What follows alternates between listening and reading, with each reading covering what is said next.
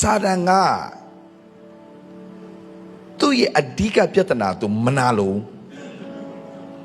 ဒါအောင်ဖယားသားသမီးတွေဟာသူများကိုတွားပြီးတော့မနာလို့တဲ့စိတ်မရှိစေနဲ့အဲ့ဒါတို့အဖရဲ့အသွေးမဟုတ်ဘူး